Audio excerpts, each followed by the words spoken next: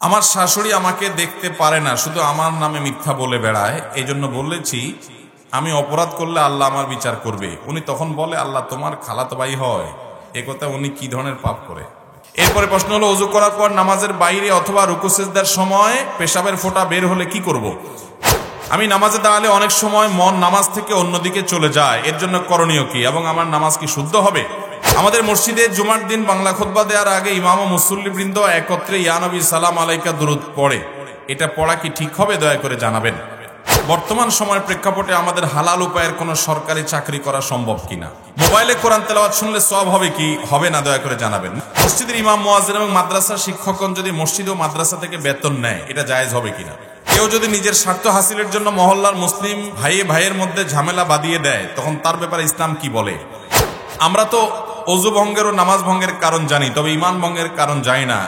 এখন ইমান ভঙ্গের কারণ কিভাবে জানা যাবে? এরপর প্রশ্ন হলো, অনেক তান্ত্রিক তাদের পোস্টারে বিসমিল্লাহ, ইনশাআল্লাহ ইত্যাদি লেখে, ফলে সাধারণ মানুষরা না বুঝে তাদের কাছে যায় এবং তাদেরকে মুসলমান মনে করে। এরকম ধোঁকাবাজ তান্ত্রিকদের কাছে যাওয়ার বিধান কি?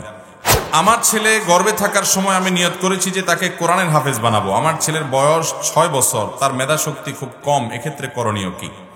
একজন মানুষের কি কি গুণাবলী থাকলে মসজিদ কমিটির সদস্য হতে পারে? শাশুড়ি আমাকে খাবারের কষ্ট দেয়, কথায় কথায় ভুল ধরে, মানুষের কাছে আমার বদনাম করে, আমার স্বামীর উপর টাকার চাপ দেয় এবং যা শাশুড়ি মিলে আমাকে অন্য চোখে দেখে। তারপরেও আমি চাই সবাই মিলেমিশে চলবো, কিন্তু কেউ আমাকে মূল্যায়ন করে না, কারণ আমার বাচ্চা নেই। 15 বছর হলো আমার বিয়ের বয়স, আমাকে একটু কিছু হলেই বাচ্চা ধরতে দেয় না। শাশুড়ি তো আরও দেখতে পারে না, আমাকে ফোন দিলেও কথা বলতে আগ্রহী না। এই অবস্থায় তাদের সঙ্গে কথা না বললে গুনাহ হবে কিনা? দেখুন, আমাদের সমাজে একটু আগে আমি বলছিলাম, মেয়েদের প্রতি যে কত জুলুম হয়, কত নির্যাতন হয়। কোন মেয়ের যদি বাচ্চা না হয়, এটা কি তার দোষ? আল্লাহর ফয়সালা। বাচ্চা দেওয়া না দেওয়ার মালিক কে? অনেক সময় দেখা যায় পুরুষের শারীরিক ত্রুটির কারণে বাচ্চা হয় না, হতে পারে কি পারে না। তাহলে এক্ষেত্রে মেয়েদেরকে দোষারোপ করা অবিচার এবং অন্যায়। অনেকে খোঁটা দেয় সমাজে, যাদের বাচ্চা হয় না তাদেরকে কি জানি বলে, গালি দেয়, কি দিয়া যেন আপনাদের এলাকায় কি বলে? বন্দা বলে, খোঁজা বলে, আরো কি কি বলে, হ্যাঁ, হাত কুড়ে বলে। কারোর বাচ্চা না হলে তাকে এই সমস্ত কথা বলা কাদের চরিত্র জানেন? কাফেরদের চরিত্র। আল্লাহ তাআলা সূরা ইন্না তানার মধ্যে বলছেন, ইন্না আতাইনাকাল কাউসার ফাসাল্লি লিরাব্বিকা ওয়ানহার ইন্না শানিয়াকা। মক্কার মুশরিক কাফেররা আমাদের নবীজিকে বলতো, আরে তোমার কোনো ছেলে নাই, নির্বংশ। আল্লাহ তাআলা বলেছেন, ইন্না শানিয়াকা হুয়াল আবতার, তোমার শত্রুরা বরং নির্বংশ হবে। ওদের বংশে বাপ্তি দেওয়ার, ওদের নাম মুখে নেওয়ার মতো মানুষ থাকবে না। নবীজির নাম মুখে নেওয়ার মতো মানুষ অভাব পৃথিবীতে আছে? তাহলে কোন মানুষের বাচ্চা না হলে তাকে খোঁটা দেওয়া, এটা কাফেরদের চরিত্র, এটা নাজায়েজ এবং গুনাহ, হারাম, এটা করা যাবে। সেই সাথে শাশুড়িরা যারা অত্যাচার করছেন, মনে রাখবেন প্রতিটা অত্যাচারের বিচার আল্লাহ তাআলা কিয়ামতের দিন। যা শাশুড়ি মিলে কোনো বউকে আপনি যদি অত্যাচার করে থাকেন, যদি আমরা এক মুখে বর্ণনা শুনে কাউকে দোষী বলছি না, কিন্তু যদি কেউ এরকম করে থাকে, তিনি আল্লাহর কাঠগড়ার আসামি এবং জুলুম করবেন। জুলুমের বিচার আল্লাহ তাআলা অবশ্যই করবেন, জুলুমকে আল্লাহ তাআলা ছাড় দিবেন না। আমার ছেলে গর্ভে থাকার সময় আমি নিয়ত করেছি যে তাকে কোরআনের হাফেজ বানাবো। আমার ছেলের বয়স 6 বছর, তার মেধা শক্তি খুব কম, এক্ষেত্রে করণীয় কি?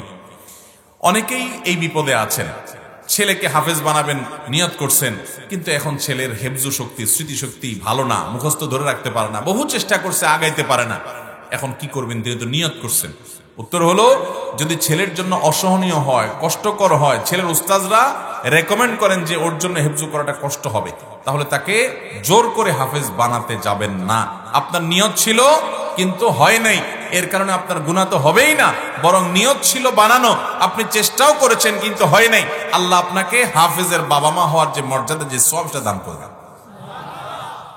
কারণ মান হাম্মা বিহাসানাতিন ফালাম ইয়ামালহা, নবীজি বলেছেন, কেউ যদি কোনো ভালো কাজ করার প্রতিজ্ঞা করে কিন্তু কাজটা করতে পারলো না কোনো কারণে, আল্লাহ রাব্বুল আলামিন তাকে ওই যে সে ভালো নিয়ত করেছে এর জন্য একটা সওয়াব দিবেন।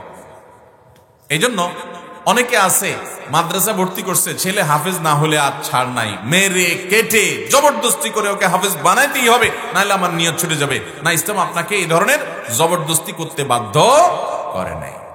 তাকে বুঝাবেন, তাকে ফজিলত বুঝাবেন, তাকে চেষ্টা করবেন, হেল্প করবেন, কিন্তু তার ব্রেনে যদি না খোলায় হ্যামার করতে যাবেন না। এর কারণে আপনার কোনো গুনাহ হবে না, আপনি জাস্ট নিয়ত করেছেন, কোনো গুনাহ হবে না ইনশাআল্লাহ। মোবাইলে কোরআন তেলাওয়াত শুনলে সওয়াব হবে কি হবে না দয়া করে জানাবেন। মোবাইলে কোরআন তেলাওয়াত শুনলে সওয়াব হবে, কোনো অসুবিধা নাই। এমনকি মোবাইল থেকে কোরআন তেলাওয়াত পড়লেও সওয়াব হবে। আপনি ছাপার কাগজের ছাপার কোরআন পড়লে যেরকম সওয়াব হবে, মোবাইল স্ক্রিনে কোরআন তেলাওয়াত দেখে দেখে পড়লেও কি হবে, একই সওয়াব। এখানে পড়লে সওয়াব একটু কম হবে এরকম বলার কোনো কারণ, আপনি কোরআন কোত্থেকে দেখে পড়ছেন এটা বিষয় না, পড়লে কি হবে, সওয়াব।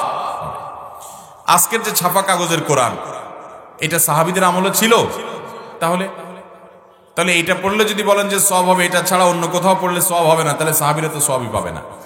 আপনি কাগজে কোরআন দেখে দেখে পড়তেছেন, না মোবাইলে দেখে দেখে পড়তেছেন, নাকি কম্পিউটার দেখে দেখে পড়তেছেন, ল্যাপটপে দেখে দেখে পড়তেছেন, না পাথরে বা ওয়ালে লেখা পড়তেছেন, এটা বিষয় না। আপনি পড়তেছেন কি সেটা হলো বিষয়। ভালো জিনিস যেখান থেকে পড়বেন আপনি সওয়াব পাবেন। নামাজে মনোযোগ থাকার জন্য চোখ বন্ধ করে নামাজ পড়া যাবে কিনা, খুব সুন্দর প্রশ্ন। মনোযোগ ধরে রাখাটা গুরুত্বপূর্ণ। মনোযোগ ধরে রাখার জন্য মাঝে মধ্যে আপনি চোখ বন্ধ করলেন, চোখ বন্ধ করলে মনোযোগটা আপনার ভালো থাকে, আপনি এটা করতে পারেন, কিন্তু এটা নিয়মিত করে রাখবেন না। স্বাভাবিক অবস্থায় চোখ খোলা রেখে নামাজ পড়াটাই হলো সুন্নাহ। চোখ খোলা রেখে নামাজ পড়াটাই কি সুন্নাহ। যদি আপনার মনোযোগ ধরে রাখার জন্য মাঝে মধ্যে আপনি এটা করেন বা অনেক সময় এটা করেন, তাহলে সেটা জায়েজ আছে। বাট এটাকে উত্তম মনে করা বা এটাকেই একমাত্র সিস্টেম বানিয়ে রাখার কোনো কারণ নাই। খোলা এবং স্বাভাবিক চোখ রেখে নামাজ পড়াটাই হলো সুন্নাহ। নামাজ ব্যতীত একটানা কতদিন রোজা রাখা যায়, রমজান ব্যতীত একটানা কতদিন রোজা রাখা জায়েজ আছে? রমজানের বাইরে টানা কতদিন রোজা রাখতে পারবেন? উত্তর হলো এটার কোনো লিমিটেশন নাই যে আপনি এই কয়দিন রাখতে পারবেন, এর বেশি রাখতে পারবেন না। তবে সারা জীবন টানা রোজা রাখবো, কখনো রোজা আমি ভাঙবো না, হারাম দিনগুলো ছাড়া সবসময় রোজা রাখবো, এইভাবে টানা রোজা রাখা, এটার উপরে হাদিসে নিষেধাজ্ঞা আছে। আপনি নিজের জন্য দিনকে, ইসলাম পালনকে কঠিন বানাবেন না। তবে আপনি যেটা করতে পারেন, একদিন রোজা রাখলেন, একজন ইফতার করলেন, এটা উত্তম। এটাকে বলা হয় সিয়ামে দাউদ। দাউদ আলাইহিস সালামের রোজা এরকম ছিল, এটা উত্তম, এটা ভালো। একদম টানা রাখতে থাকলেন সারা বছর জুড়ে, এরকম করা অনুচিত। কিন্তু টানা আপনি 10 দিন 20 দিন রাখলেন, এরকম কোনো অসুবিধা তাতে নাই।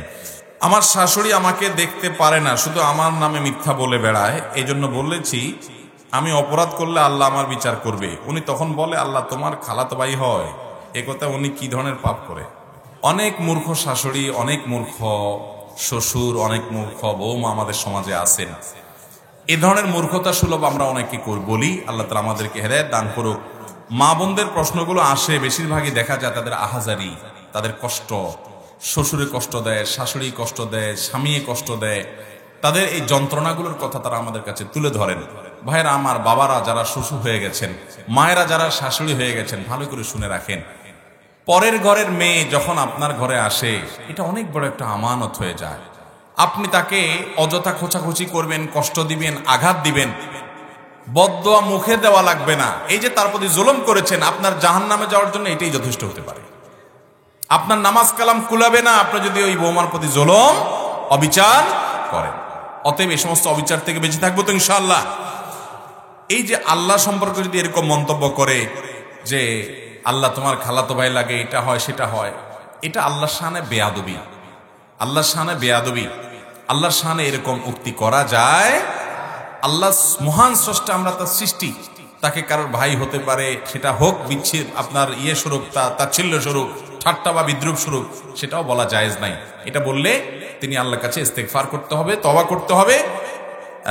এবং যে বৌমা যিনি প্রশ্ন করেছেন, আপনি লিখেছেন, আপনি বলেছেন আমি অপরাধ করলে আল্লাহ আমার বিচার করবে না, এরকমও না বলা ভালো। আপনি আল্লাহর কাছে বিচার চেয়ে নিতে যাবেন না। আমরা যদি আল্লাহর কাছে বিচার চাই, আল্লাহ বিচার শুরু করলে আমাদের কারো রক্ষা হবে? কত শত ভুল আমাদের হয়, এই জন্য এইভাবে বলবেন না। আপনি বলবেন যে আমার দোষ না মা, আপনি আমাকে যে অভিযোগ দিচ্ছেন সেই অভিযোগে আমি অভিযুক্ত নই বা সে দোষে আমি দোষী নই, এটা আমার নামে আপনি যেটা বলছেন আপনি সত্য বলছেন না। আপনি আল্লাহর শপথ করে, কসম করে বলতে পারেন, কিন্তু তাই বলে বিচার চেয়ে নিবেন না নিজের পক্ষে। কথা বলার ক্ষেত্রে আমরা অনেক সময় আল্লাহর সাথে কথা, আল্লাহর শানে কথা বলার যে আদব আছে, এটা আমরা লক্ষ্য করি না। আমি নামাজে দাঁড়ালে অনেক সময় মন নামাজ থেকে অন্যদিকে চলে যায়, এর জন্য করণীয় কি এবং আমার নামাজ কি শুদ্ধ হবে? নামাজের মধ্যে অন্যদিকে মন যাওয়াটা একেবারে অসম্ভব বা একেবারে আপনার কল্পনাতীত বিষয় না। নামাজের মধ্যে মন অন্যদিকে যেতেই পারে। আপনার দায়িত্ব হবে মনটা যাতে সাথে সাথে ফেরত নিয়ে আসতে পারেন সেই চেষ্টা করা। মন চলে গেছে ইরান তুরান বিভিন্ন দিকে, আপনি সেটা নিয়ে জল্পনা কল্পনা করতেছেন, মনে মনে মন কেলা খাচ্ছেন, এইটা করতেছেন সেটা করতেছেন, এই জগতে আপনি ঢুকে গেলেন, এটা গুনাহের কথা। যখনই আপনার মনে পড়ছে আর আমি তো নামাজে আছি, সাথে সাথে নিজেকে ভৎসনা করে মনোযোগটা আল্লাহর দিকে নিয়ে আসেন। বাস আপনি এই চেষ্টা করলেই আপনার নামাজ হয়ে যাবে। এটা নিয়ে খুব বেশি অরিড হওয়ার কারণ নাই। যদি আপনি ইচ্ছাকৃতভাবে বসে বসে জল্পনা কল্পনা করেন এবং নিজেকে ফেরানোর চেষ্টা না করেন, সেটা দোষণীয়। নামাজের মধ্যে মনোযোগ ধরে রাখার জন্য অনেকগুলো টিপস আছে। এর ভিতরে 1 নম্বর টিপস হলো, আপনি নামাজের যথেষ্ট আগে থেকে মোবাইল টোবাইল টিপাটিপি বা অন্যান্য কাজ কাম বন্ধ করে দিবেন। একদম পরিপূর্ণ বসে বসে আল্লাহর জিকির, আল্লাহর স্মরণ করবেন, এরপর নামাজ শুরু করবেন। তাহলে দেখবেন নামাজে মনোযোগ আসছে। নামাজের একামত শুরু হয়েছে তখন আপনি মোবাইল টিপতেছেন, তখন আপনি ফেসবুক দেখতেছেন, তাহলে নামাজে গেলে ওইটাই আপনার মনে আসবে। মনে রাখবেন, সারাদিন মাথার ভিতরে যা ঘুরে নামাজে দাঁড়ালে সেটাই। এই জন্য নামাজের বাইরে আল্লাহর স্মরণ এবং জিকির যত বেশি করবেন, নামাজের ভিতরে তত বেশি আল্লাহর কথা স্মরণ আসবে ইনশাআল্লাহ। দ্বিতীয়ত, নামাজকে দীর্ঘ সময় নিয়ে পড়বেন, ধীরতার সাথে সালাত আদায় করবেন, লম্বা সময় নিয়ে। যত আস্তে আস্তে সালাত আদায় করবেন, দেখবেন অটোমেটিকলি আপনার সালাতে মনোযোগ আসছে। আল্লাহ তাআলা আমাদেরকে সালাতে মনোযোগ আনার তৌফিক দান করুন। তৃতীয়ত, সালাতে কি দোয়া পড়েন, কি সূরা পড়েন, অর্থগুলো বুঝে পড়বেন, দেখবেন মনোযোগ ধরে রাখতে পারছেন। এরপরে প্রশ্ন হলো, ওযু করার পর নামাজের বাইরে অথবা রুকু সিজদার সময় পেশাবের ফোঁটা বের হলে কি করব? ওযু করার পর নামাজের বাইরে অথবা রুকু সিজদার সময় যদি আপনার পেশাবের ফোঁটা চলে আসে, আপনি নিশ্চিত হন, তাহলে আপনার ওযু ভেঙে গেছে। ওযু করে কাপড়ে লেগে থাকলে কাপড়ের সেই জায়গাটা ধুয়ে আবার নতুন করে নামাজ পড়বেন। কিন্তু এটা অনেক মানুষের সূচিবায়ুর রোগ। এটা হলো এক ধরনের ওয়াসওয়াসা, মনের ভিতরে একটা বেহুদাই আপনার জল্পনা কল্পনা হয়, শয়তানি ওয়াসওয়াসা সৃষ্টি করে, কুমন্ত্রণা সৃষ্টি করে, মনে হয় পেশাব বের হয়ে গেছে, আসলে কিছুই না। এরকম অনেকের হয় কি হয় না? বহু মানুষের এটা হয়। কিছু লোক আছে দেখবেন, ওযু করতে ওনার 10 মিনিট 15 মিনিট টাইম লাগে, কারণ ওনার সন্দেহ থাকে, মনে হয় শুকায় রয়েছে। 30 বার দোয়ার পরও মনে হয় কি শুকায় রয়েছে। এগুলো ইবলিসে করে। এ সমস্ত মনে হয় কে পাত্তা দেওয়া যাবে। আপনার মনে হয় পেশাব বের হয়েছে, তাইলে আপনার পেশাব বের হয় নাই, মনে হয় রে পাত্তা দিবেন না, সাফ কথা। নবী করিম সাল্লাল্লাহু আলাইহি সাল্লাম পেশাবের পর এরকম যাদের মনে হয় রোগ আছে, তাদের রোগ দূর করার জন্য পরামর্শ দিয়েছেন, ভিজা হাত নিয়ে এরকম পানির ছিটা মারবেন। পানির ছিটা মারবেন কেন? যাতে করে আপনার ওই মনে হয় পেশাব, এটার মনের ভিতরে শয়তান আনতে না পারে। কারণ পানি দিয়ে সব ফোঁটা ভিজা রয়েছে, এখন পেশাব বললেও কি কোনটা পেশাব কোনটা পানি আলাদা করতে পারবেন না। এই মনে হয় রোগরে যাতে দূর করতে পারে, যেন শয়তানের ওই মনে হয় পাত্তা দেওয়া যাবে। হ্যাঁ, আপনি জানেন যে পেশাব ফোঁটা পড়ছে, শরীরে ভিজা লাগছে, আপনি নিশ্চিত, ভিজা না লাগলে অনেক সময় বোঝা যায় যে হ্যাঁ নিশ্চিত পড়ে গেছে, তাহলে আপনি নামাজ ছেড়ে দিয়ে পবিত্র হয়ে আবার নামাজ পড়বেন এবং পুনরায় ওযু করবেন। এছাড়া ওই মনে হয় ভিত্তিতে কোনো আপনার সন্দেহ করার দরকার নেই। এরপর প্রশ্ন হলো, অনেক তান্ত্রিক তাদের পোস্টারে বিসমিল্লাহ, ইনশাআল্লাহ ইত্যাদি লেখে, ফলে সাধারণ মানুষরা না বুঝে তাদের কাছে যায় এবং তাদেরকে মুসলমান মনে করে। এরকম ধোঁকাবাজ তান্ত্রিকদের কাছে যাওয়ার বিধান কি? তন্ত্র মন্ত্র করা মানুষের সংখ্যা আমাদের দেশে দিন দিন বাড়তেছে। শহরে গ্রামে বিভিন্ন জায়গায় এই জাতীয় ঘনকার, কবিরাজ, তান্ত্রিক এগুলা দেখবেন যে ভরে গেছে। নামাজ কালামও পড়ার খোঁজ খবর নাই, কিন্তু উনি কবিরাজি করে। উনি কি করে? কবিরাজি করে। এমন কোন সমস্যা আল্লাহর জমিনে না যে সমস্যার সমাধান উনি দিতে পারে না। আছে না নাই? আপনাদের এলাকায় এরকম আছে না নাই? এই তান্ত্রিকরা আপনার স্বামী স্ত্রীর মধ্যে মনোমালিন্য আছে, উনি তাবিজ দিয়ে দিবে, আপনার ঠিক হয়ে যাবে। উনি আপনার আপোষ করে দিবে, উনি শত্রুতা উদ্ধার করে দিবে। যুবক ছেলেরা যৌবনের ভ্রম কোনো মেয়ের পিছনে পড়ে লাইফ শেষ করতেছে, ওই তান্ত্রিক সেটারও হাল করে দিবে, সমাধান করে দিবে। এরকম তান্ত্রিক আছে না নাই? ভালো করে শুনে রাখেন, এদের বেশিরভাগই হলো ব্ল্যাক ম্যাজিশিয়ান, কুফরি কালাম করে, জাদু করে। আর ইসলামের দৃষ্টিতে জাদু এমন জঘন্য অপরাধ, ইসলামের দণ্ডবিধি, ইসলামী বিচার ব্যবস্থা এদেরকে মৃত্যুদণ্ড অর্থাৎ সর্বোচ্চ শাস্তি দেওয়ার নির্দেশ করে, কারণ সমাজের মধ্যে অশান্তি সৃষ্টি করে। আমাদের ঘরে ঘরে আজকে জাদুর রোগের রোগী পাওয়া যায়, ঘরে ঘরে ঘরে ঘরে, জনে জনে।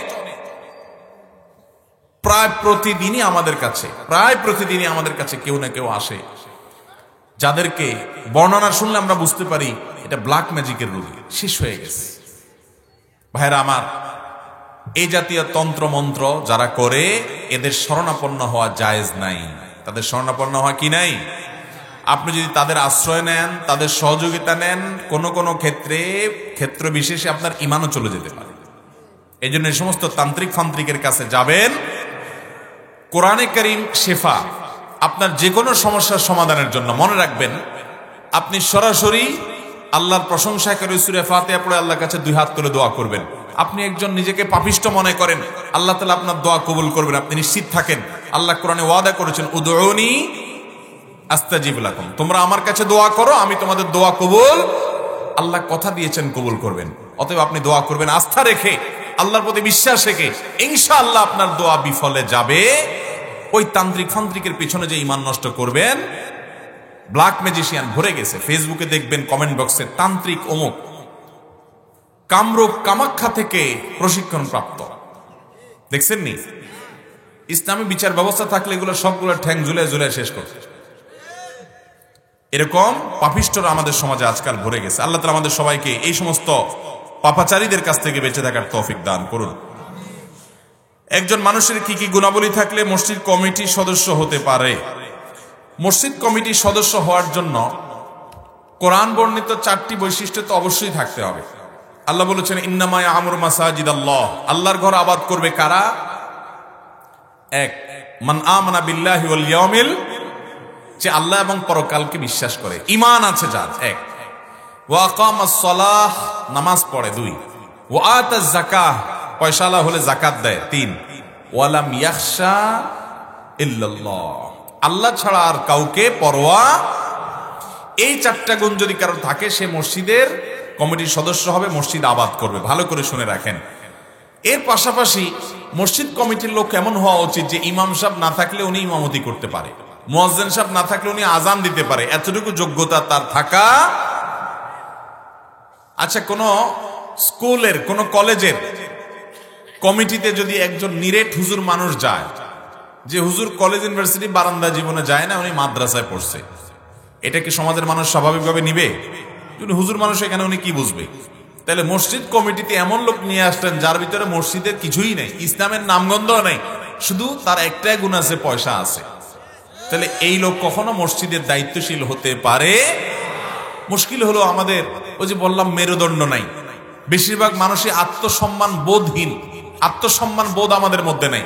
আমি প্রায় বলার চেষ্টা করি, যারা মক্কাতে গেছেন দেখছেন, ভিডিওতে বা টেলিভিশনে আপনারা প্রায় সবাই দেখেছেন, কালো গিলাপে মোড়ানো বাইতুল্লাহ, কাবা, আল্লাহর ঘরে মসজিদ, এটা ইব্রাহিম আলাইহিস সালাম এটাকে যে ফাউন্ডেশন দিয়ে বানাইছেন সেটা অনেক বড় ছিল। নবী সাল্লাল্লাহু আলাইহি সাল্লামের দাদা আব্দুল মুত্তালিবের সময়, তার নেতৃত্বে, কুরাইশের নেতৃত্বে এই মসজিদ যখন ভেঙে পড়ে, অনেক পুরান হয়ে গেছে, পুনরায় নির্মাণ করার পরিকল্পনা হয়েছে আগের ভিত্তির উপরে। সেটা করতে গিয়ে ওনারা, মক্কার মানুষেরা, তারা পর্যন্ত যারা তাওহীদ বুঝতো না, সেই মানুষগুলো পর্যন্ত বলছিল যে আমরা হালাল টাকা ছাড়া কোনো হারাম টাকা আল্লাহর ঘর বানাইতে আমরা নেব না। আর হালাল টাকা সব সমাজে কম থাকে, এই জন্য দেখবেন কাবা শরীফের এক পাশে হাতিমে কাবা বুক পরিমাণ একটা ওয়াল রাউন্ড দিয়ে ঘেরাও দেওয়া আছে, উঁচু করা। ওইটার ভেতর জায়গাটা কিন্তু কাবার ভিতরের অংশ ছিল, টাকার অভাবে ওইটাকে ওয়াল দিতে পারে নাই, সেজন্য ওইটাকে ওইভাবে রেখে দেওয়া হয়েছে। আজও পর্যন্ত ১৫০০ বছর প্রায় চলে যাচ্ছে, এখনো পর্যন্ত সেটা ওইভাবে রেখে দেওয়া হয়েছে যাতে মুসলমানরা শিক্ষা গ্রহণ করে।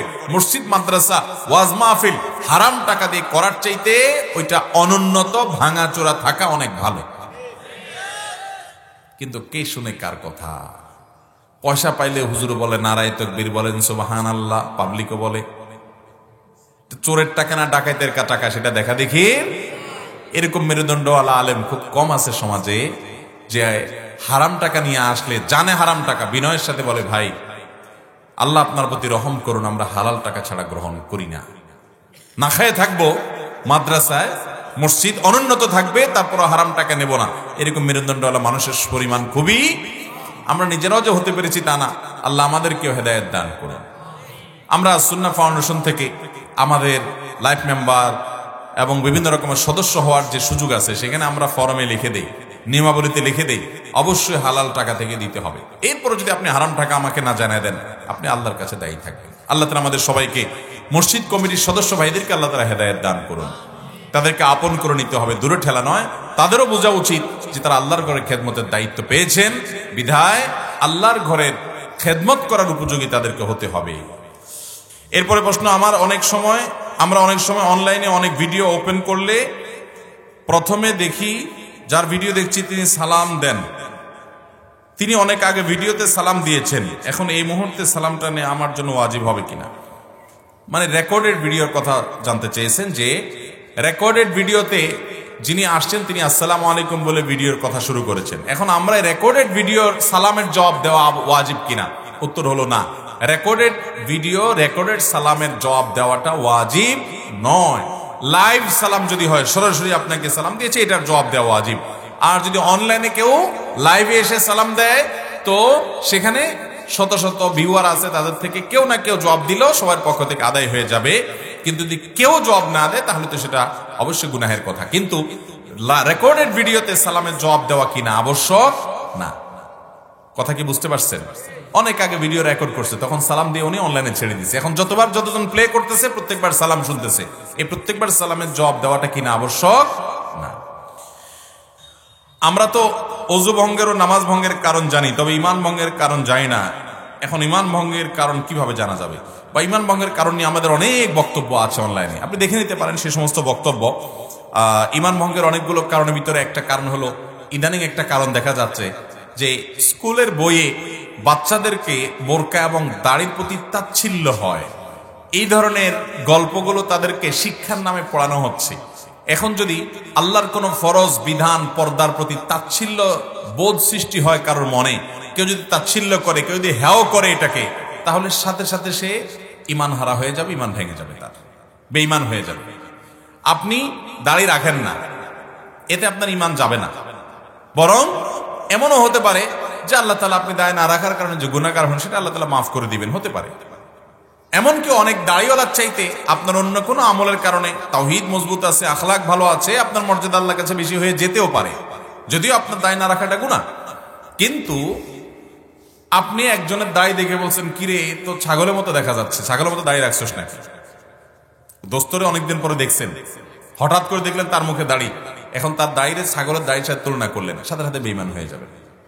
কারণ আপনি নবী সাল্লাল্লাহু আলাইহি সাল্লামের এই সুন্নাহকে তাচ্ছিল্য করেছেন, টিটকারি করেছেন। এটা সহজ বিষয় না। কোন সওয়াবের কাজ, কোন দিনের কাজ আপনি নিজে করলেন না, এতে আপনি কাফের হবেন না। কিন্তু আপনি তাচ্ছিল্য করেছেন, হেয় করেছেন, বেঈমান হয়ে যাবেন। আপনি নিজে পর্দা করেন না, কিন্তু বোরকাকে বলছেন ভূতের মতো দেখা যায়, বাস সব জিনিস নিয়ে রসিকতা এবং তামাশা করা যায় না, তাহলে বেঈমান হয়ে যাওয়ার আশঙ্কা আছে। কেউ যদি নিজের স্বার্থ হাসিলের জন্য মহল্লার মুসলিম ভাইয়ের মধ্যে ঝামেলা বাঁধিয়ে দেয়, তখন তার ব্যাপারে ইসলাম কি বলে? মুসলমানের মধ্যে গন্ডগোল ফাসাদ যে লাগায় দেয়, এ তো মুনাফিক। এর নাম কি? আর মুনাফিকরা হলো জাহান্নামের অতল তলে তাদের ঠিকানা হবে, আল্লাহ তাআলা কোরআনে বলেছেন। মনে রাখবেন, ইমানদারদেরকে আল্লাহ বলেছেন, ইমানদারদের মধ্যে দুটি গ্রুপ যদি গন্ডগোল লাগে, ফাসাদ লাগে, ফাসলিহু বাইনা আখওয়াইকুম, তাহলে তোমাদের ভাইদের মধ্যে, মুসলমানদের মধ্যে তুমি কি মীমাংসা করো। মিথ্যা কথা বলা কি জায়েজ না জায়েজ? না জায়েজ। কিন্তু ওই মিথ্যা কথা বলা জায়েজ, বরং অনেক সত্যের চাইতে সরস। যেই মিথ্যা কথা শুধু একটু ঘুরিয়ে গাড়িয়ে বলা হলো দুজন মুসলমানের মধ্যে সম্পর্ক ভালো করার জন্য। ধরুন ওনার সাথে ওনার গন্ডগোল লাগছে, আপনি গিয়ে ওনাকে বললেন, ভাই উনি তো আপনার সম্পর্কে অনেক ভালো বলে, কে বলছে উনি আপনার বিরুদ্ধে শত্রুতা করে? অযথাই আপনি এটা বলছেন যায়। আবার ওনার কাছে যায় বলছেন, ভাই ওই লোকটাকে দেখছি আপনার সম্পর্কে বেশ ভালো, আন্তরিক সে। অযথাই আপনি বলছেন, বেহুদাই, এটা সে বলে নাই, তারপর আপনি বলছেন কেন? উদ্দেশ্য তাদের মধ্যে যাতে দূরত্বটা কমানো যায়। তাহলে এই মীমাংসার জন্য যেখানে এই ধরনের কথা বলা পর্যন্ত জায়েজ, সেখানে আপনি দুজন মুসলমানের মধ্যে গন্ডগোল বাঁধাইয়া দিলেন, এটার মতো জঘন্য অপরাধ আল্লাহর জমিনে আরেকটা হতে পারে না। মীমাংসা করা এটা আবশ্যক, আর অশান্তি করা গুনাহের কথা। মসজিদের ইমাম, মুয়াজ্জিন এবং মাদ্রাসার শিক্ষকগণ যদি মসজিদ ও মাদ্রাসা থেকে বেতন নেয়, এটা জায়েজ হবে কিনা? ভাইরা আমার, আমাদের দেশে একটা গ্রুপ বাইর হয়েছে হেজবুত তাওহীদ নামে, তাদের এমাম আছে, তাদের ইসলাম আছে। এই এমাম সাহেবের ইসলামে মসজিদে ইমামতি করে, মাদ্রাসায় শিক্ষকতা করে বেতন নিলে নাকি ধর্ম ব্যবসা হয়, এটা নাকি গুনাহ হয়। শুনছেন তাদের এই ফতোয়া? সারা পৃথিবীর আরব, অনারব, আফ্রিকা, এশিয়া, পৃথিবীর কোন দেশের উল্লেখযোগ্য কোন আলেম এ ব্যাপারে কোনো দ্বিমত করেন নাই। কোরআন এবং হাদিস অ্যানালাইসিস করে প্রায় সকল উলামা ইকরাম একমত যে মাদ্রাসা শিক্ষকতা করে, মসজিদে ইমামতি করে বেতন নেওয়া জায়েজ। কারণ এই কাজগুলো এমন কাজ, এই কাজগুলো করতে গিয়ে ওনারা অন্যান্য কাজে মগ্ন হতে পারেন না, অন্য সব ধান্দায় মগ্ন হলেন, ব্যবসা বাণিজ্য করলেন, আবার পাশাপাশি এটা করলেন, তখন এই কাজটা সুচারুরূপে হয় না। ইসলাম টিকে থাকার প্রয়োজনে ইসলামের জ্ঞান টিকে থাকতে হবে, নামাজের মতো ইবাদত ইসলামের মূল, এটা টিকে থাকতে হবে। এটার প্রয়োজনে যে ব্যক্তি নির্লসভাবে কাজ করবে, ওই ব্যক্তির পরিবার চালানোর দায়িত্ব এলাকাবাসীর, সবাই মিলে তার পরিবার চালানোর জন্য বেতন দিবে, এটা জায়েজ। আবু বকর সিদ্দিক রাদিয়াল্লাহু তাআলা যখন খলিফা হলেন, ওনার দোকান ছিল বাজারে, উনি খলিফা হওয়ার পর সকালে দোকান খুলতে যাচ্ছেন, পথে ওমর রাদিয়াল্লাহু তাআলা আনহু এবং আবু উবাইদা ইবনুল জাররাহ রাদিয়াল্লাহু তাআলা আনহু, ওই দুইজন মন্ত্রী পরিষদের সদস্য, ওনাদের সাথে দেখা। বললেন যে কই যাচ্ছেন খলিফা সাহেব? বলে যে কেন, আমি বাজারে যাচ্ছি দোকান খুলতে না।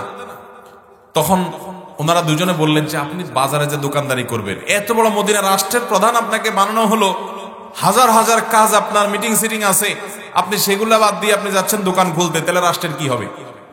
তিনি বলছেন আমার ফ্যামিলি কিভাবে চলবে, আমার তো উপার্জন লাগবে। ওনারা দুজন তখন তাকে একটা ভাতা অফার করলেন যে রাষ্ট্রীয় কোষাগার থেকে আপনাকে ভাতা দেয়া হবে, আপনি কোন দোকানদারি করবেন না, আপনি আপনার কাজ করবেন, আপনাকে ভাতা দেয়া হবে। তখন ভাতা ঠিক করলেন ওনারা। আবু বকর রাদিয়াল্লাহু বললেন না, এই ভাতায় আমার সংসার চলে না। তখন ওনারা দুজন বাড়ালেন, তারপরে তিনি সেই ভাতা গ্রহণ করলেন। ইসলামী রাষ্ট্র পরিচালনা করার মতো ইবাদত করে তিনি ভাতা গ্রহণ করেছেন বাইতুল মাল থেকে।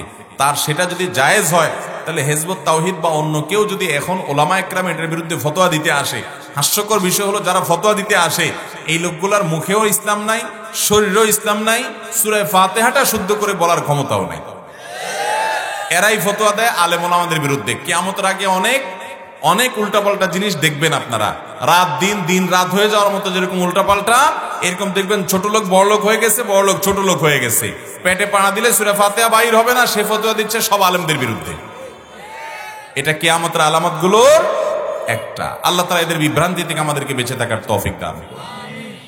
ভাইরা আমার, অতএব মসজিদ মাদ্রাসা শিক্ষকতা করে বেতন নেওয়া হারাম নয়, এটা হালাল। যদি কেউ কোনো টাকা পয়সা নেওয়া ছাড়া করতে পারে সেটা আরো ভালো, সেটা অনেক উত্তম কাজ, এতে কোনো সন্দেহ নেই। এরপরে প্রশ্ন হলো, বর্তমান সময়ের প্রেক্ষাপটে আমাদের হালাল উপায়ের কোনো সরকারি চাকরি করা সম্ভব কিনা? এটা তো কোনো সরকারি আমলা বা সরকারি কোনো বড় দায়িত্বশীল কেউ থাকলে তিনি বলতে পারতেন, আমি তো বলতে পারবো না। তবে এটুকু আমিও জানি আপনার মতো করে যে ঘুষ ছাড়া সরকারি চাকরি এখন সোনার, এখন না, সবসময় এটা সোনার হরিণ ছিল এদেশে। কবে এদেশে সেই দিন আসবে যেদিন ঘুষ ছাড়া সরকারি চাকরি হবে, সেই দিনের স্বপ্ন এদেশের প্রত্যেকটা মানুষ দেখে। আল্লাহ তাআলা আমাদের দেশকে সেই দিন পর্যন্ত যাওয়ার তৌফিক দান করুন, আমাদেরকে দেখে যাওয়ার তৌফিক দান করুন।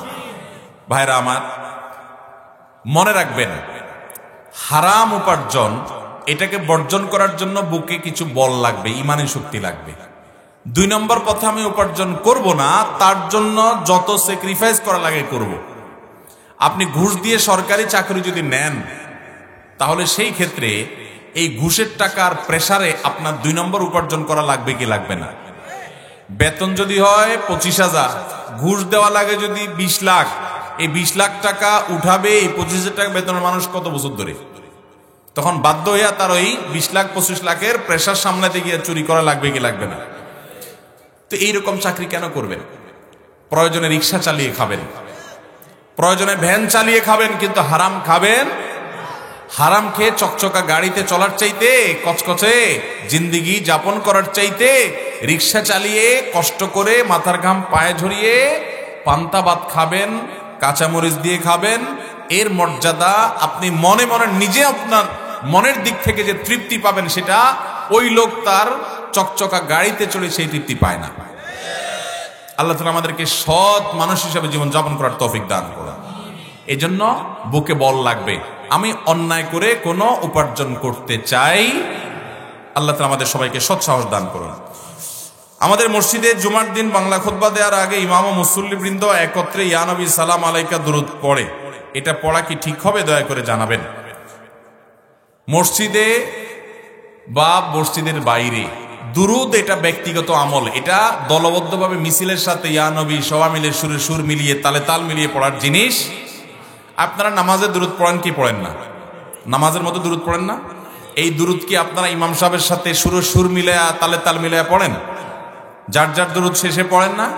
তো নামাজের বাইরে গেলে দুরূদ পড়ার জন্য আবার একজন ইমাম লাগবে কেন? যে ইমাম টান দিবে ইয়া নবী, তখন সবাই টান দিবেন। নামাজের মধ্যে কি সেটা আছে? তাহলে আপনাকে এটা কে শিখাইলো? দুরূদ এটা পার্সোনাল আমল। এটা যদি কেউ মনে করে যে না এটা সবাই মিলে করতে হবে, এটার জন্য সবাইকে ডেকে একত্রিত করতে হবে, এটা ভুল। এটা দুরূদ পাঠের কোনো পদ্ধতি ইসলামের নামে ভুল কোনো জিনিস নিজে থেকে যদি কোনো সংযোজন, কোনো পদ্ধতি আপনি আবিষ্কার করে নিলেন কোন ইবাদতের মধ্যে, সেটার নাম বেদাত। আর বেদাত হলো গোমরাহি। সকল গোমরাহির ঠিকানা কোথায়?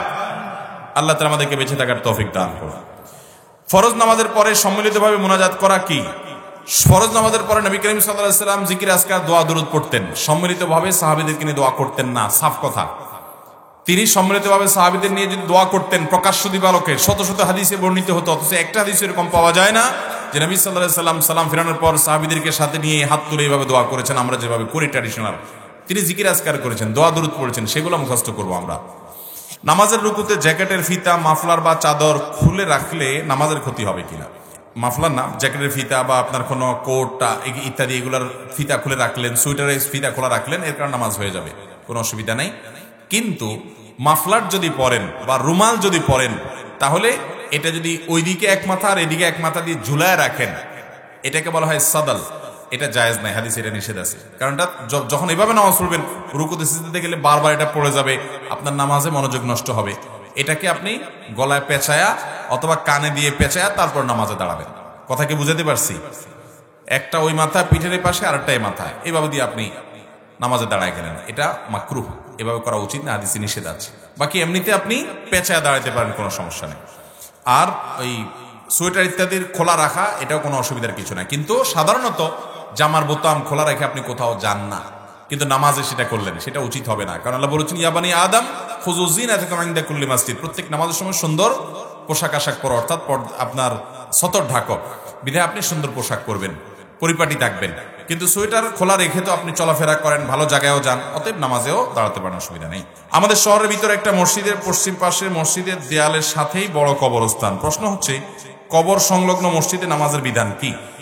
মসজিদের দেয়াল আছে স্বতন্ত্র, এরপরে কবরস্থান আছে আলাদা, এই মসজিদে নামাজ পড়া জায়েজ আছে, কোনো অসুবিধা নেই। আর যদি কবরস্থান মসজিদের ভেতরেই থাকে, তাহলে ওই মসজিদে নামাজ পড়া জায়েজ নাই। কথা কি বুঝতে পারছেন? নবী করিম সাল্লাল্লাহু আলাইহি ওয়াসাল্লাম যে মসজিদে কবর আছে সেই মসজিদে নামাজ পড়তে নিষেধ করেছেন, এবং ইহুদিরা এটা করতো, কবরে নামাজের জায়গা বানাইতো। কবরস্থানকে নামাজের জায়গা বানানো জায়েজ নাই। ঢাকায়, দেশের বিভিন্ন জায়গায় দেখবেন মসজিদের ভিতরে কবর, এটা জায়েজ নাই, এটা গুনাহের কথা। হ্যাঁ, মসজিদের ওয়ালের বাইরে কবর, তাহলে নামাজ হয়ে যাবে। কিন্তু যারা মসজিদ এবং কবরস্থান বানাবেন, তাদের পরিকল্পনা করে বানানো ভালো। মসজিদের কেবলার সাইডে না হয়ে ডানে বামে উত্তর দক্ষিণে কবরস্থান হলে বেশি উত্তম, বেশি ভালো, যাতে করে দৃশ্য তো খারাপ না হয়। যদি এখানে ইন্টেনশন কবরকে সিজদা করা না, যার কারণে এতে শিরিক হবে না, নামাজ হয়ে যাবে, তারপরও ইচ্ছাকৃতভাবে এভাবে মসজিদের সাথেই একেবারে কেবলামুখী না করে উত্তরে দক্ষিণে কবরস্থান করতে পারলে অধিকতর উত্তম বা পূব পাশে। ইমামের অজান্তে অগোচরে ইমামের বিভিন্ন দোষ ত্রুটি খুঁজে বেড়ায় এবং মানুষের নিকট সমালোচনা করে, এর হুকুম কি? সেটা কোন ধরনের মুসল্লি? ভাইরা আমার, এই কামটা আমাদের দেশে প্রায় সব মসজিদেই হয়। হাতে গোনা কিছু মসজিদ বাদ দেওয়া সব মসজিদেই মুসল্লিরা, অনেক মুসল্লি আছে, সব মুসল্লি, অনেক মুসল্লি আছে কাজী হলে ইমাম সবার পিছনে লাগা, আছে না নাই? আমার মনে আছে একবার 2002-03 সনের দিকে সম্ভবত ঢাকা এক মসজিদে আমি ইমাম ছিলাম। তো আমার এক মুসল্লি আমাকে বলল যে হুজুর আপনার সবই ভালো লাগে, একটা জিনিস আমার কাছে ভালো লাগে না। আমি কি ভালো লাগে না বলেন? দোষের কথা বললে ভালো, আমি ঠিক হয়ে গেলাম, বলেন তো দেখি। বলে যে আপনি হাঁটেন, যে হাঁটার স্টাইলটা ভালো লাগে না। তাই বললাম আপনি কাউকে বিয়ে শাদী করলে তার হাঁটার স্টাইল ভালো লাগে না এটা বললে মানায়, আমার হাঁটার স্টাইল দিয়ে আপনি কি করবেন? এটা কোনো কথা হলো? তো এইটা এমন একটা জায়গা যে আমরা ইমাম সাহেবদের দোষ বাইর করতে পারলে খুব নিজের খুব একটা কিছু একটা মানে হয়ে গেছে এমনটি মনে করি। আলেমদের পিছিয়ে লাগাটা এটা অনেকে ফ্যাশনে পরিণত হয়েছে অনেক এলাকাতে, ঠিক না? ঠিক। মুসল্লিরা সবাই মিলে হয় ইমাম নয় মুয়াজ্জিনের পিছনে সমালোচনা করি, খুবই মন্দ একটা চরিত্র। ইমাম মুয়াজ্জিন তারাও মানুষ, দোষ থাকলে তাদেরকে বলবেন, সংশোধন করবেন, আর পেছনে তাদের পিছনে গীবত, শেকায়াত, সমালোচনা এগুলা করবেন। ইমাম সাহেব যদি সব দিক থেকেও ভালো হয়, ওই যে দেখছেন না, সব দিক থেকে ভালো, এরপরে বলে যে আপনার হাঁটাটা সমস্যা, বেশি খাইছে, বলে হুজুররা বেশি খায়, কম খাইছে, হুজুররা পেট মরা। দাওয়াতে আগে হাজির হয়েছে, হুজুররা খাওয়ার জন্য আগে আগে এসে বসে থাকে। একটু পরে আসছে, হুজুরদের টাইম জ্ঞান নাই, দেরিতে আসছে। মানে হুজুরদের কোনো দিকে যায় শান্তি নাই। ভাইরা আমার, কোন এলাকায় বলে এক লোক ছিল, তাকে যত মানুষ দাওয়াত দিত সে সব দাওয়াতে দোষ ধরত, রান্নার দোষ ধরত। একটা না একটা দোষ সে বাইরে করতো, এটা বেশি হয়েছে, এটা কম হয়েছে, হান হয়েছে, তান হয়েছে, একটা কিছু বলতো, এটা গরম, এটা ঠান্ডা। এক মহিলা খুব চালাক, চতুর, শিক্ষিত, উনি বললো যে এই ভদ্রলোকের আমি দাওয়াত দিয়ে খাওয়াবো, দেখি কেমনে দোষ ধরে। উনি ওই ব্যক্তির উপর অ্যানালাইসিস করলেন যে সে কি কি দোষ ধরে। বেশি গরম হলে দোষ ধরে, বেশি ঠান্ডা হলে দোষ ধরে, তাহলে কুসুম রাখতে হবে। লবণ কম বেশি দোষ ধরে, এটা ধরে সেটা ধরে, সব ঠিকঠাক মতো তার রুচি অনুযায়ী সব ঠিক মতো রান্না বাড়া করছে। দোষ ধরার মতো কোনো পয়েন্ট নাই। এবার দাওয়াত দিয়ে খাওয়াইছে, খানা শেষে বলতেছে কেমন হয়েছে বলেন। দোষ ধরার মতো কিন্তু কিছু পয়েন্ট নাই। এবার সে বলতেছে, কিছুক্ষণ চুপচাপ থেকে বলতেছে এত ভালো ভালো না। মানে দোষজন কিছুই ধরতে পারলো না, তো একটা খোঁচা তো মারতেই হবে, তো বলে কি এত ভালো। তো অনেক এলাকার মুসল্লিরা আছে এই অবস্থা, ইমাম সাহেবের আর কিছু নাই, তো বলে ইমাম সাহেব এত ভালো, ইমাম এত ভালো ভালো না। হুজুর চার দোকানে আড্ডা মারলেও দোষ। হুজুর মানুষ চার দোকানে বসে বসে আড্ডা মারে, এখানে গিবত শেখায়, তাই হুজুর সেখানে বসে। আর চায়ের দোকানে বসে না, সেটাও দোষ। হুজুর অসামাজিক, এত ভালো ভালো না। ভাইরা আমার, ওলামা একরামের গোশতটা বিষাক্ত। ইমাম ইবনে তাইমিয়া রাহমাতুল্লাহ আলাইহি তার একটা উক্তি আছে যে লুহুমুল উলামা মাসমুমা, ওলামাদের গোশত বিষাক্ত। ওলামাদের গোশত বিষাক্তের মানে বুঝেন? মানে কারোর পিছনে সমালোচনা করা মানে হলো মরা মানুষের গোশত খাওয়ার সমান। তো ওলামাদের পিছনে দুর্নাম করা মানে গোশত খাওয়ার মতো। আর মনে রাখবেন, ওলামাদের গোশত বিষাক্ত, তাদের দুর্নাম করবেন, আল্লাহ তাআলা আপনাকে দুনিয়াতে বেইজ্জত করবেনই করবেন। এই জন্য ইমাম মুয়াজ্জিনদের পিছনে লাগালাগি করবেন, তাদের যে ত্যাগ আপনার চাইতে অনেক বেশি। মসজিদে একটু ময়লা দেখে মুয়াজ্জিন সাহেবের উপরে খেপে যান কেন? আপনি মসজিদ সাফ করতে পারেন না? আপনি মুসলমান, মসজিদ সাফ করলে আপনার সওয়াব হবে না? ওই বেচারা ত্রুটি হলে তাকে বুঝাই দেন, ঠিক আছে 100 বার, কিন্তু তাই বলে তাকে 14 গোষ্ঠী উদ্ধার করবেন, চাকরের মতো নিজে সাহেবগিরি করবেন। মসজিদ পরিষ্কার করার দায়িত্ব আপনার আছে না নেই? মুয়াজ্জিন সাহেব কখনো আজান দিতে দেরি করে ফেলছে, আপনি টাইম মতো আজানটা দিয়ে দেন, আপনার সওয়াব হবে কি হবে না? আমরা দোষ ধরতে খুব বেশি অভ্যস্ত। ইমাম মুয়াজ্জিনরা তারা দুধের দোয়া না, তাদেরও দোষ থাকতে পারে, দোষ থাকলে যথাযথ নিয়মে সংশোধন করেন, কিন্তু খোঁচাখুচি করাটা গুনাহের কথা। ভাইরা আমার, রাত অনেক হয়েছে, আমি সর্বশেষ প্রশ্ন পড়ি। আরেকটা আছে দেখতেছি। আমি আপনার কাছ থেকে অনেক দোয়া শিখেছি আলহামদুলিল্লাহ, কিন্তু কিছু দোয়া তাড়াতাড়ি বলেন, উচ্চারণ বুঝে নিতে পারি না। সালাতুল হাজত নামাজের দোয়াটা আস্তে আস্তে বলে দিবেন, মোবাইল দেখে শিখে নিব। আচ্ছা ঠিক আছে ইনশাআল্লাহ। ভাই প্রশ্ন করেন না, আমাকে পরামর্শ দিচ্ছেন। আমার একটু তাড়াহুড়া করে বলার স্বভাব আছে, ঠিকই বলছেন উনি, খারাপ বলেন নাই। আমি সামনে থেকে আস্তে আস্তে বলার চেষ্টা করবো ইনশাআল্লাহ। দেন কি প্রশ্ন? এরপরে প্রশ্ন, ভাই মাদ্রাসার উন্নয়নে কি কোন মেলা বা ঘোড়া দৌড়ার আয়োজন করা যাবে কিনা? এটা আবার কি সিস্টেম ভাই? কিরকম মেলা, কিরকম মেলার টাইপ কি?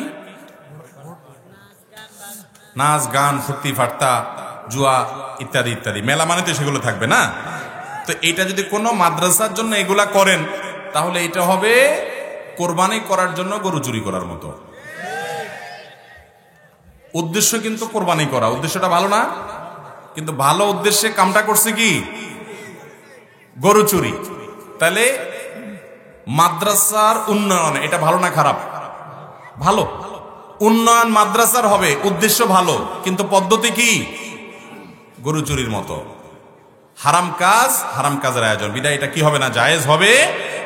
এরপরে প্রশ্ন হলো, ক্লাস 6-7 বইয়ে ভারতবর্ষে মুসলিম শাসকদের অবদান কার্যত অস্বীকার করা হয়েছে, এতে আমাদের সন্তানরা কি শিখবে? দেখুন, এ নিয়ে আমরা কথা বলেছি এর আগেও। ক্লাস 6-7 বইয়ে, আপনার ইতিহাস ও সামাজিক বিজ্ঞানের বইয়ে খুবই ন্যাক্কারজনকভাবে ভারতবর্ষের মুসলিম শাসকদেরকে হেয় করা হয়েছে, তাদেরকে ভিলেন করে দেখানো হয়েছে আমাদের শিক্ষার্থীদের কাছে। এর বিপরীতে ভারতবর্ষের অনেক হিন্দু শাসককে, হিন্দু নেতাকে অনেক বড় ত্রাণকর্তা হিসেবে দেখানো হয়েছে। এ সত্য আমরা কে না জানি, ইতিহাস সম্পর্কে ন্যূনতম জ্ঞান যার আছে সেও জানে। এই ভারতবর্ষকে ইংরেজ শাসন মুক্ত, ইংরেজদের শোষণ মুক্ত করবার জন্য, ইংরেজদেরকে এদেশ থেকে তাড়াবার জন্য হিন্দু মুসলমান সবাই সম্মিলিত প্রচেষ্টায় এই ভারতবর্ষকে স্বাধীন করেছে। হিন্দুরাও কাজ করেছে, মুসলমানরাও কাজ করেছে। মুসলিম শাসকদেরকে ভিলেন হিসাবে দেখানো, এটা ইসলাম বিরোধী চক্রান্ত, ধর্মবিদ্বেষী ষড়যন্ত্রের অংশ। আমাদের শিক্ষার্থীরা যদি এ সমস্ত বই পুস্তক পড়ে এবং এগুলো পড়ে তারা বেঈমানির পথে যায়, তাহলে আল্লাহর কাছে দায় আমাদের কারোরই আমাদের আর সুযোগ থাকবে না। বাবা মা হিসাবে আপনার সন্তান যদি শিক্ষার নামে এরকম কুশিক্ষা পায়, তাকে সঠিক শিক্ষা দেওয়া আপনার দায়িত্ব। সন্তানদেরকে এই জন্য ছোটবেলা থেকে সমাজের চ্যালেঞ্জ এবং নষ্টামিগুলো সম্পর্কে সতর্ক করবেন, যাতে করে তারা আগে থেকে জানতে পারে, তাদেরকে যাতে কেউ বিভ্রান্ত করতে, যারা ইসলামের নাম নিশানা ধুয়ে মুছে, ইসলামের নাম নিশানা এদেশের সমাজের খাঁজে বাজে থাকা, এগুলো সবগুলোকে ধুয়ে মুছে যারা পরিষ্কার করতে চায়, এরা জানে না ইউরিদুনা লিইউতফিউ নূরাল্লাহ, তারা আল্লাহর আলোকে নিভাই দিতে চায়। আর আল্লাহ রাব্বুল আলামিন তার আলোকে কখনো নিভতে দিবেন কোনোদিনই সম্ভব না। এভাবে আপনি বইয়ে তাকে শিরক এবং কুফর পড়াবেন, ইনশাআল্লাহ এদেশের অভিভাবকরা ঘরে ঘরে নিজের সন্তানকে তাওহীদ শিখাবে। আপনি কখনো সন্তানকে আল্লাহ বিরোধী, আল্লাহ দ্রোহী, শিরকে বিশ্বাসী করতে পারবেন না ইনশাআল্লাহ। ভাইরা আমার, এই দেশে ইংরেজরা শাসন করেছে, মুসলমানরা শাসন করেছে। মুসলমানরা প্রায় 1000 বছর ভারতবর্ষ শাসন করেছে এবং আমাদের এই বাংলায় দক্ষিণ ভারতীয় শাসকরা এসে বাংলা শাসন করেছে। যত শাসকরা এসেছে সবাই এখানে শাসনের নামে শোষণ করেছে, শাসন করতে এসে লুটপাট করেছে, নিজের দেশে ফেরত নিয়ে গেছে, এখান থেকে সম্পদ নিয়ে গেছে। এখনো পর্যন্ত ব্রিটেন যারা আমাদেরকে সভ্যতা শিখায়, তারা এই ভারতবর্ষ শোষণ করে, জুলুম করে, নির্যাতন করে, নিষ্পেষণ করে এই ভারতের সম্পদগুলো নিয়ে গেছে, তাদের জাদুঘরে আছে। এখনো পর্যন্ত এরকম অনেক কিছু আছে। ময়ূর সিংহাসন দিল্লিতে, লাল কেল্লাতে যদি যান আপনি দেখবেন, আমি গিয়েছি, আমার দেখার সুযোগ হয়েছে। সেখানকার দামি দামি পাথর, মহামূল্যবান দুষ্প্রাপ্য জিনিসগুলো তারা নিয়ে গেছে। রানীদের মুকুটে শোভা পায় এ ভারতবর্ষ থেকে চুরি করা পাথর, ডাকাতি করা পাথর। অন্যান্য শাসকরা ভারতবর্ষকে যা দিয়েছে তার চেয়ে কম নিয়ে যায় নাই, বরং বেশি নিয়ে গেছে। আর বিপরীত হলো একমাত্র মুসলমান শাসকগণ, তাদেরও দোষ ত্রুটি ছিল, ভুল ত্রুটি মানুষ হিসেবে ছিল, তবে তারা ভারতবর্ষ 1000 বছর শাসন করে ভারতবর্ষকে দিয়ে গেছে, কিছু নিয়ে যায়নি। সুলতানি শাসন আমলের শাসকদের সবার কবর কোথায়? এই ভারতবর্ষে। তারা এসেছেন কেউ তুরস্ক থেকে, কেউ ইরান থেকে, কেউ অন্যান্য এলাকা থেকে, কিন্তু তারা কেউ সেই এলাকায় ফিরে যান নাই। এখানে এসে এটাকেই ঘর বাড়ি বানিয়ে সবকিছু এখানে দিয়ে এখানেই মারা গেছেন। তারা এই দেশকে আপন করে নিয়েছেন।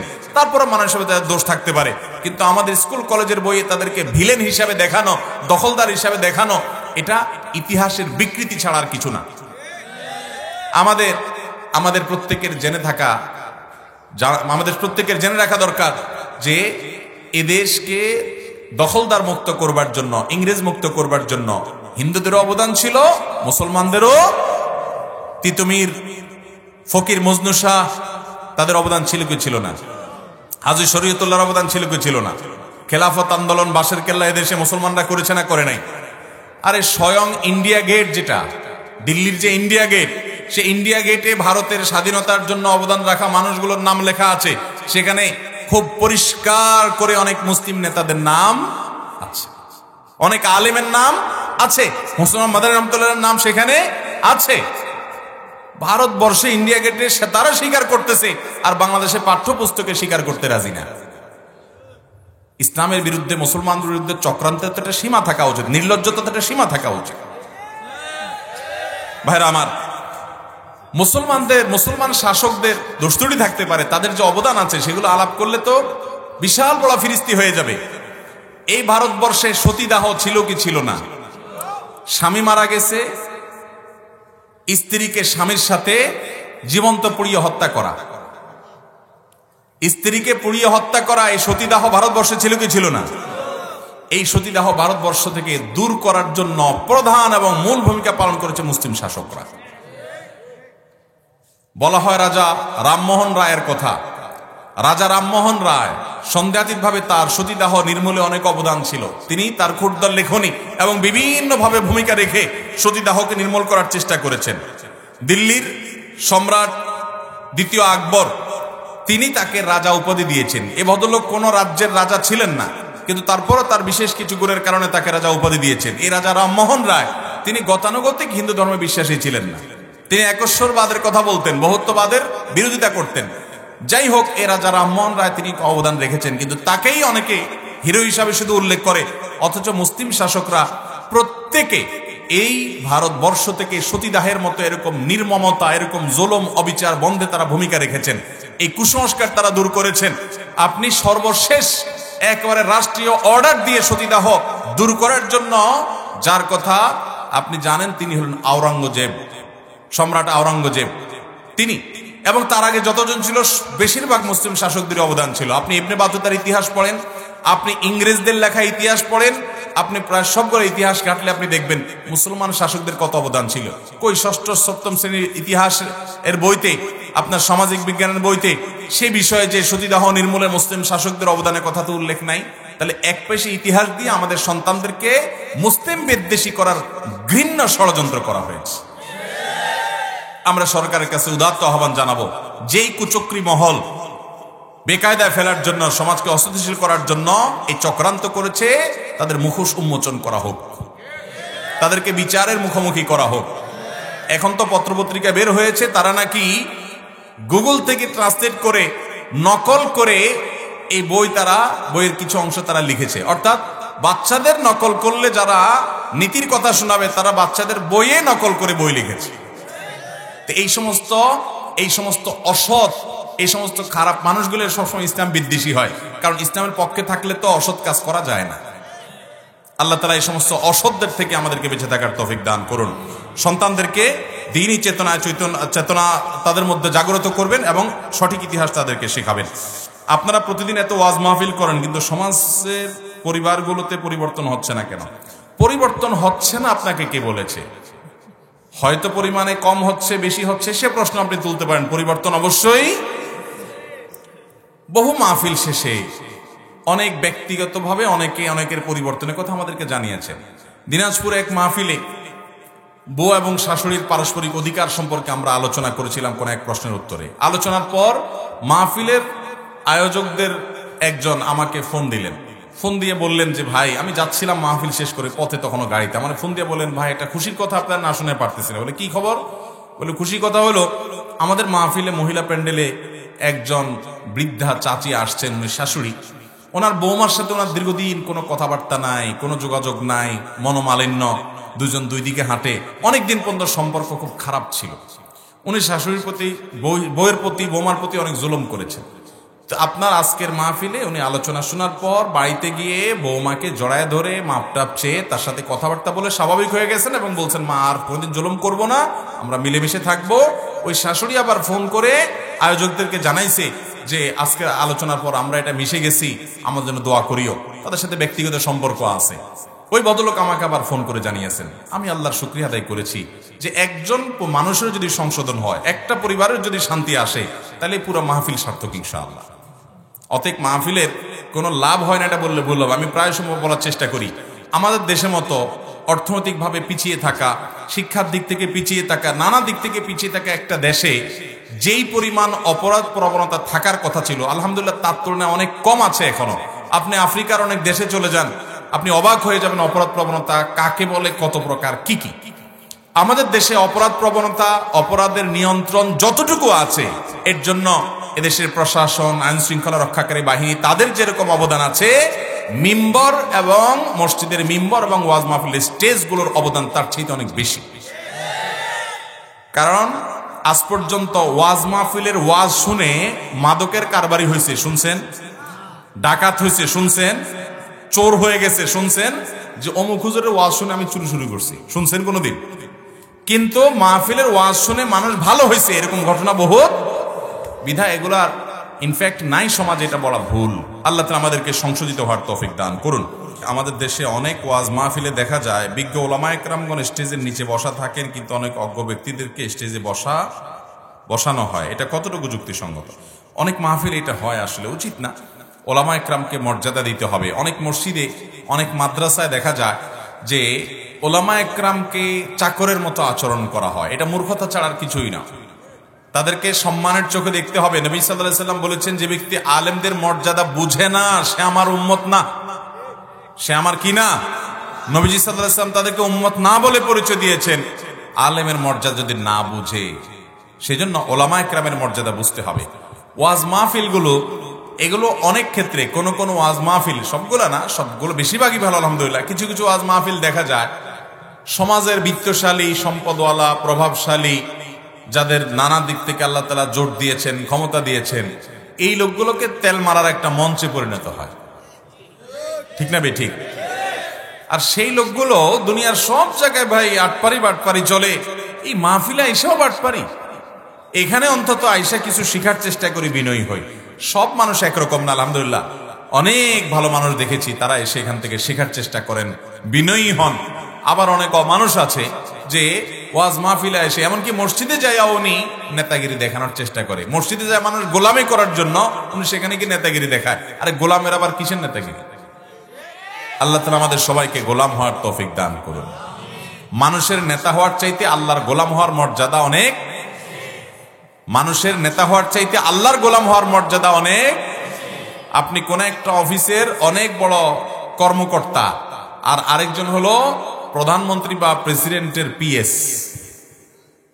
মর্যাদা কার বেশি? পিএস এর মর্যাদা বেশি না? কারণ সে পিএসটা কার? প্রধানমন্ত্রী প্রেসিডেন্টের পিএস। তার মর্যাদা পাওয়ার অনেক বেশি না? স্থানীয় অনেক বড় বড় নেতা আছে, এদের চাইতে ওই পিএস এর পাওয়ার অনেক বেশি না কম? লোকটা পিএস, পার্সোনাল সেক্রেটারি বা পিয়ন হতে পারে, কিন্তু পিয়নটা যখন বড় ব্যক্তির হয় তার মর্যাদা অনেক বেশি হয়। অতএব গোলাম যখন আল্লাহর হয়, সৃষ্টিকর্তার গোলাম হয়, তখন দুনিয়ার নেতার চাইতে তার মর্যাদা অনেক। অতএব মসজিদে, দ্বীনি শিক্ষা প্রতিষ্ঠানে, ওয়াজ মাহফিলে আমরা গোলাম হয়ে যাব না নেতা হয়ে যাব? আল্লাহ আমাদেরকে বুঝার তৌফিক দান করুন। আমাদেরকে আল্লাহর কাছে যেতে হবে। অবশ্য অনেক সময় ওয়াজ মাহফিলের আয়োজকরা নিজেরাই তেল মারতে মারতে ব্যস্ত হয়ে যায় একটু টাকা পয়সা পাওয়ার জন্য। আছে না নাই? আমি যখন আজ থেকে বেশ অনেক বছর আগে ঢাকার এক মসজিদে দায়িত্ব পালন করছি ইমামতির, তো আমার মসজিদে এরকম একজন বড় পাওয়ারফুল ব্যক্তি আসবেন, পয়সাওয়ালা লোক আসবেন। তো ওনার কিছু শর্ত সারায়াত আছে, কিছু ভাবসাব আছে। ভাবসাব এগুলো উনি জাহির করে বিভিন্ন মসজিদে যায়, এরপরে উনি অনেকগুলো টাকা দেয়।